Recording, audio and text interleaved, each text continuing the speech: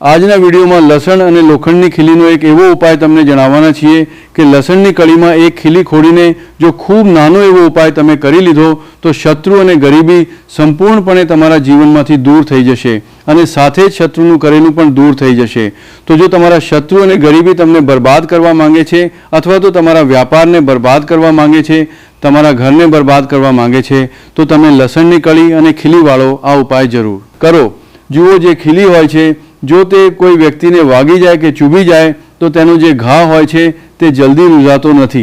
અને તમને જણાવી દઈએ કે જે કાટ લાગેલી ખીલી હોય છે આ તો એવી ચમત્કારી ખીલી બની જાય છે શત્રુઓને દૂર કરવા માટે કે મોટામાં મોટો શત્રુ પણ જીવનમાંથી તરત દૂર થઈ જાય છે।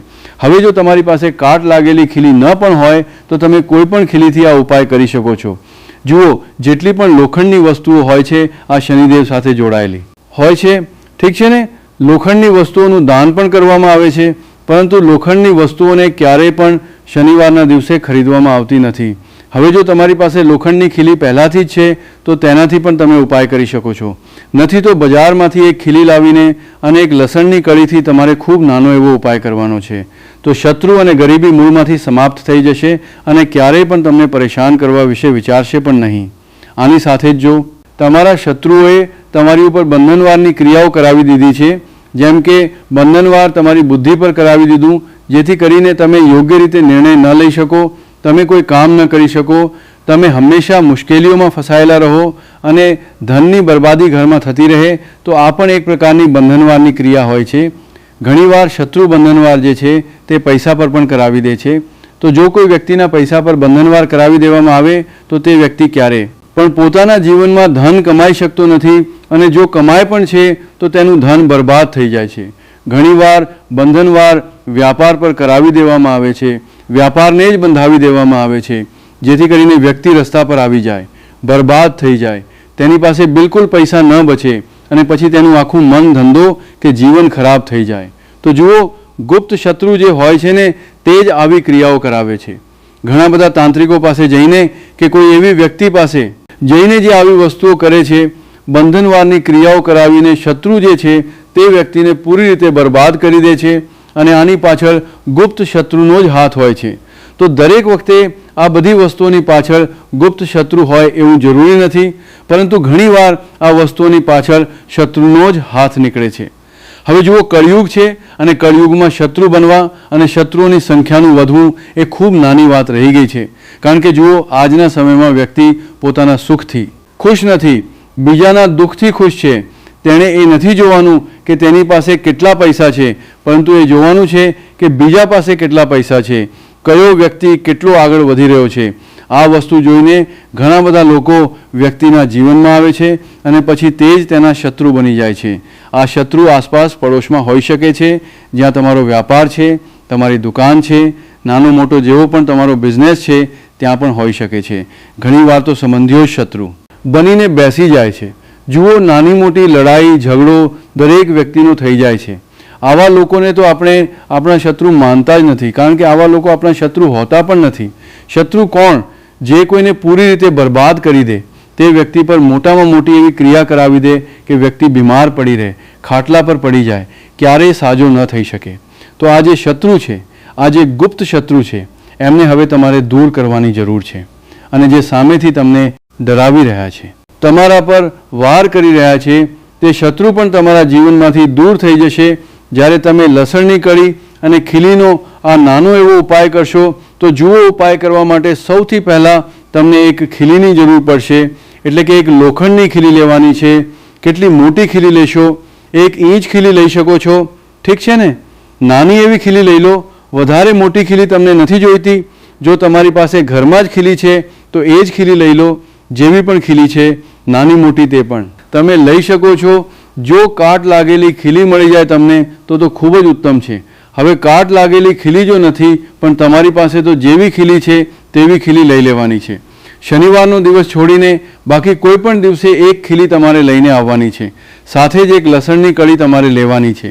લસણ નથી લેવાનું, આખી ગાંઠ નથી લેવાની, લસણની અંદરથી માત્ર એક ટુકડો કાઢવાનો છે, મતલબ એક લસણની કળી કાઢવાની છે, પરંતુ તે કળી છોતરાવાળી હોવી જોઈએ, મતલબ તેની ઉપર છોતરું હોય એવી કળી નથી લેવાની જેની ઉપર છોતરું ન હોય, ઠીક છે ને। આ વસ્તુનું તમારે ખાસ ધ્યાન રાખવાનું છે. આની સાથે જ કાળા રંગનું એક સોફ્ટ માર્કર લેવાનું છે. સોફ્ટ માર્કરનો મતલબ છે કે જ્યારે તમે લસણની કળી પર નામ લખો તો તે ખંડિત ન થાય. ઠીક છે ને? જેલ પેન જો લો છો, બોલ પેન લો છો અને તમે પછી નામ લખો છો તો તે ખંડિત થઈ જશે. એટલા માટે તમારે સોફ્ટ પેન લેવાની છે. સ્કેચ લઈ શકો છો અથવા કોઈ પણ માર્કર લઈ લો. જરૂરી નથી કે પરમેનન્ટ માર્કર જ લેવાનું છે. કેવું પણ માર્કર તમે લઈ શકો છો લેવાનું, પરંતુ તમારે કાળા રંગનું છે, બ્લેક કલરનું. ઠીક છે? હવે તમારે કરવાનું શું છે?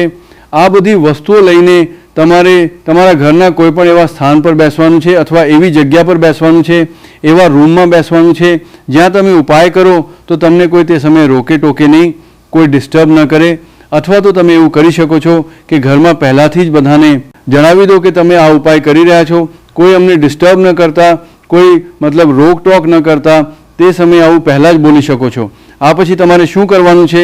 દક્ષિણ દિશા તરફ પોતાનો ચહેરો એટલે સાઉથ ડાયરેક્શનમાં પોતાનો ચહેરો કરવાનો છે અને જમીન પર બેસીને તમારે આ ઉપાય કરવાનો છે. સૌથી પહેલાં તમે લસણની કળીને ઉઠાવશો અને કાળા રંગની પેનથી અથવા જે પણ માર્કર તમે લીધું છે તેનાથી તમારે તે લસણની કળી પર શત્રુ લખવાનું છે. અને જો શત્રુનું નામ જાણો છો તો નામ લખી દો. જેમ કે માની લો તમારા શત્રુનું નામ છે કર્ણ. ઠીક છે ને? તો તમે તે લસણની કળી પર કર્ણ લખી દેશો. હવે માની લો શત્રુનું નામ તમે જાણતા જ નથી અથવા શત્રુ 3થી વધારે છે. 3થી વધારે જો શત્રુ છે પછી તમારે નામ નથી લખવાનું, પછી તમારે તેના પર માત્ર શત્રુ લખવાનું છે. અથવા પછી એવા શત્રુ છે જેમને તમે જાણતા જ નથી, જે ગુપ્ત રૂપે તમારી ઉપર ક્રિયાઓ કરાવી રહ્યા છે અથવા તમને પરેશાન કરી રહ્યા છે, અથવા કોઈ પણ રીતે તમે પોતાના જીવનમાં જોઈ રહ્યા છો કે દુર્ઘટનાઓ અને સમસ્યાઓ વધતી જઈ રહી છે, તો આ વસ્તુઓની પાછળ ઘણીવાર શત્રુનો હાથ હોય છે. એટલા માટે લસણની કળી પર તમારે માત્ર શત્રુ લખવાનું છે. માત્ર શત્રુ લખીને સામેવાળા શત્રુ પણ અને પીઠ પાછળ જે શત્રુ છે બધાના બધા પરાસ્ત થઈ જશે, બધા જ મૂળમાંથી સમાપ્ત થઈ જશે. મતલબ તેમની બધી શત્રુતા સમાપ્ત થઈ જશે, તેમની તાકાત ખતમ થઈ જશે. ઠીક છે ને? એટલા માટે લસણની કળી પર માત્ર શત્રુ લખવાનું છે, કાળા રંગની માર્કર પેનથી. ઠીક છે ને? સ્કેચ પેન છે તો સ્કેચથી પણ તમે લખી શકો છો. આ પછી તમારે શું કરવાનું છે? જ્યાં તમે શત્રુ લખ્યું છે બિલકુલ શત્રુની વચ્ચોવચ્ચ તમારે લોખંડની ખીલીને ખોડી દેવાની છે સારી રીતે, જેથી કરીને લસણની આરપાર તે ખીલી થઈ જાય. ઠીક છે ને? આ રીતે ખોડી દેશો. આ પછી તમારે શું કરવાનું છે? તે લસણની કળીને પોતાના હાથમાં રાખીને અને મુઠ્ઠીને બંધ કરી લેવાની છે. હવે તમારે બોલવાનો છે એક મંત્ર. કેટલી વાર બોલશો? 11 વાર બોલી દો અથવા 51 વાર પણ તમે બોલી શકો છો. 51 ટાઈમ્સ. ઠીક છે ને? અથવા 11 વાર બોલી દો. મંત્ર કયો છે? ઓમ શ્રી ભૈરવાય નમઃ. ઓમ શ્રી ભૈરવાય નમઃ. આ મંત્ર તમારે બોલવાનો છે અને પછી તમારે તે લસણની કળીને કોઈ પણ કાગળમાં મૂકી દેવાની છે. ઠીક છે ને? કાગળમાં રાખી લો અથવા મુઠ્ઠીમાં કસીને પકડી લો અને પછી આ લસણની કળીને લોખંડની ખીલીની સાથે જ તમારે કોઈ પણ 4 રસ્તા પર ફેંકીને આવી જવાનું છે. જો તમારા ઘરની આસપાસ 4 રસ્તા ન હોય, બહુ દૂર હોય, તો કોઈ પણ સુમસામ સ્થાન પર પણ તમે તેને ફેંકીને આવી શકો છો. અથવા પછી જો તમારા ઘરની આસપાસ ક્યાંય માટી હોય તો ત્યાં માટીમાં તેને તમે દાટી દો. આ પછી તમારે ઘરે આવી જવાનું છે. ઘરે આવીને હાથ પગ ધોઈ લેવા. જ્યારે ફેંકીને આવશો પાછળ વળીને તમારે બિલકુલ નથી જોવાનું. ઘરે આવીને હાથ પગ ધોયા પછી જે પણ તમે કામ કરો છો તે કામ કરી લો. બસ આ ઉપાય તમારે સાંજે 7 વાગ્યા પછી નથી કરવાનો. 7 વાગ્યા પહેલાં તમારે આ ઉપાયને કરવાનો છે. આ વસ્તુનું તમારે ધ્યાન રાખવાનું છે. કરવાનો કયા દિવસે છે? તો જુઓ, કોઈ પણ દિવસે કરી શકો છો, પરંતુ શનિવારનો દિવસ ખૂબ ઉત્તમ છે આ ઉપાયને કરવા માટે. તો જુઓ, ખૂબ સારી રીતે ઉપાય તમને જણાવવાનો પ્રયાસ કર્યો છે. જો તેમ છતાં તમારે કંઈ પૂછવું હોય તમે કમેન્ટ સેક્શનમાં પૂછી શકો છો. વિડીયોને લાઇક ન કર્યો હોય તો જલ્દીથી વિડીયોને લાઇક કરીને ચેનલને સબસ્ક્રાઈબ કરી લો. સાથે જ જયકારો જરૂર લગાવી દો. હર હર મહાદેવ, જય શિવ શંભુ. એક લાલ મરચું ટોયલેટમાં નાખી દો. શત્રુની બધી અકડ નીકળી જશે. તો શત્રુ અને ગરીબી જો જીવનમાં ખૂબ વધારે થઈ ગયા છે અથવા તમારા શત્રુ અને ગરીબીએ તમને પૂરી રીતે બરબાદ કરીને રાખી દીધા છે, બરબાદ કરવાનું વિચારી રહ્યા છે, તમારા શત્રુ તમારો જીવ લેવા પાછળ પડ્યા છે, તમારા ઘરમાં મોટી મોટી બીમારીઓને ઘુસાડી રહ્યા છે અથવા તમારી ઉપર બ્લેક મેજિક કરાવી રહ્યા છે, કાળો જાદુ કરાવી રહ્યા છે, તાંત્રિક ક્રિયા કરાવી રહ્યા છે, તો એવું સમજી લો કે શત્રુનું કરેલું, શત્રુ દ્વારા કરાવવામાં આવેલી તાંત્રિક ક્રિયાઓ, બ્લેક મેજિક બધું જ તમારી ઉપરથી, તમારા વ્યાપારની ઉપરથી, તમારા ઘરની ઉપરથી તરત હટી જાય છે. જ્યારે તમે લાલ મરચાંનો આ નાનો એવો ઉપાય કરો છો, અને આ ઉપાય તમારે પોતાના ઘરે બેઠા કરવાનો છે. આ ઉપાયને કરવા માટે તમારે ક્યાંય પણ નથી જવાનું. તો તમે પોતાના હજારો શત્રુઓને ઘરે બેઠા જ દૂર કરી શકો છો. માત્ર લાલ મરચાના નાના એવા ઉપાયને કરીને તો જુઓ. શત્રુ ભલે કોઈ પણ રીતે તમને પરેશાન કરી રહ્યા હોય, જેમ કે શત્રુએ તમારી ઉપર ભલે તો તાંત્રિક ક્રિયા કરાવીને તમારા વ્યાપારને ખરાબ કરી દીધો હોય, તમારા ઘરને બાંધી દીધું હોય, તમારી બુદ્ધિ પર બંધન કરાવી દીધું હોય, અથવા કોઈ બીજી એવી ક્રિયા કરાવી દીધી હોય જેથી કરીને તમે બરબાદ થઈ જાઓ. બીજી વસ્તુ, જો ગુપ્ત શત્રુ તમને પરેશાન કરી રહ્યા છે, શત્રુ આ રીતે તમારા જીવનમાં ઉથલપાથલ કરી રહ્યા છે કે આખું જીવન તમારું અસ્તવ્યસ્ત થઈ ગયું છે. આખા જીવનમાં તમને ધન હાનિ દેવાની સમસ્યાઓ, પૈસાનું સંકટ, વ્યાપારમાં નુકસાન, જો આવી વસ્તુઓ જોવા મળી રહી છે જીવનમાં, તો બની શકે કે તમારા ગુપ્ત શત્રુએ જ તમારી સાથે કંઈ કરાવી દીધું હોય. તો આ ઉપાયને કરવાથી શત્રુ પણ ખતમ અને શત્રુનો જાદુ ટોણું એટલે તેનું કરેલું પણ ખતમ થઈ જશે. આ ઉપાય તમારે પોતાના ઘરના ટોયલેટમાં કરવાનો છે. ઠીક છે ને ઉપાય? તો આમ તો તમે ઘરમાં કોઈ રૂમમાં કરશો, પરંતુ જે મરચું છે તે તમારે ટોયલેટમાં ફેંકવાનું છે. જે લાલ મરચું તમે લેશો તો સ્ત્રીઓ અને પુરુષો બંને જ આ ઉપાયને કરી શકે છે. કયા સમયે કરશો? રાતના સમયમાં તમારે આ ઉપાયને કરવાનો છે. સૂતા પહેલાં. ઠીક છે ને? ઉપાય ગુપ્ત રીતે જ કરશો. ભલે જ ઉપાય બધાને ખબર હોય તમારા ઘરમાં, પરંતુ જ્યારે તમે ઉપાય કરી રહ્યા હોવ તે સમયે કોઈ તમને ડિસ્ટર્બ ન કરે, કોઈ રોકે ટોકે નહીં. ઠીક છે ને? ચાલો વાત કરી લઈએ ઉપાયની. તો વિડીયોમાં આગળ વધીએ, ઉપાય તમને જણાવીએ તેના પહેલાં તમારે બાલાજી મહારાજનો જયકારો લગાવવાનો છે કમેન્ટ સેક્શનમાં. જય બાલાજી મહારાજ લખીને વિડીયોને લાઇક અને ચેનલને સબસ્ક્રાઇબ કરવાનું છે. જો તમે બાલાજીના સાચા ભક્ત છો તો જુઓ, જે લાલ મરચું હોય છે નજર, દોષ, ટોણા, ટોટકા અને નેગેટિવ એનર્જીને પણ ખૂબ ઝડપથી દૂર કરી દે છે. તો જે લોકોને નજર બહુ લાગે છે અથવા જે લોકો શત્રુના કરાવેલાથી પરેશાન છે તે લોકો પણ આ ઉપાયને જરૂર કરે. તો જુઓ, ઉપાયને કરવા માટે એક સૂકું લાલ મરચું તમારે અહીંયા લેવાનું. સારું લાલ મરચું જે તમે લેશો તે બિલકુલ પણ તૂટેલું ન હોય. ઠીક છે ને? ન હોવું જોઈએ. બીજી વસ્તુ, જે લાલ મરચું તમે લેશો તેની પાછળ ડીંટડી લાગેલી હોય. આ વસ્તુનું પણ તમારે પૂરું ધ્યાન રાખવાનું છે. અથવા જ્યાં ગરમી વધારે હોય છે ત્યાં રાખો છો તો ડુંગળી જે હોય છે તે ગરમીને શોષી લે છે. જો તમારો વ્યાપાર સારો ચાલી રહ્યો છે અને કોઈ વ્યક્તિ તમારી દુકાન પર નજર લગાવી દે છે, તમારા બિઝનેસ પર નજર લગાવી દે છે, તો યકીન માનો એક કહેવત કહેવાય છે કે નજરથી તો લીલું ઝાડ પણ સુકાઈ જાય છે. આ જ રીતે જે ચાલતો વ્યાપાર હોય છે તે પણ બંધ થઈ જાય છે.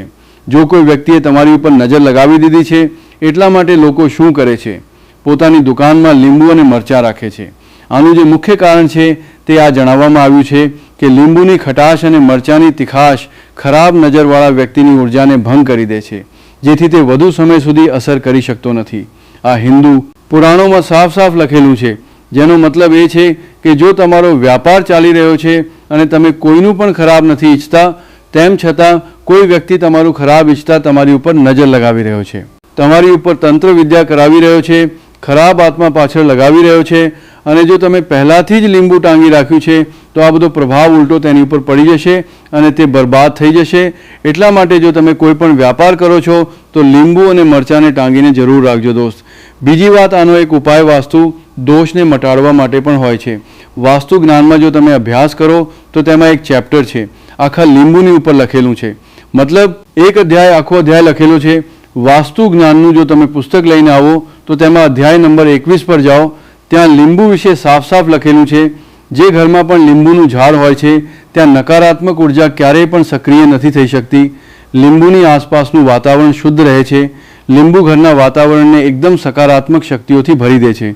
દોસ્તો, જો કોઈ વ્યક્તિના ઘરમાં નકારાત્મક શક્તિઓનો વાસ થઈ ચૂક્યો છે તો યકીન માનો તેના ઘરમાં ક્યારેય પણ બરકત નથી થઈ શકતી. તેના ઘરના લોકો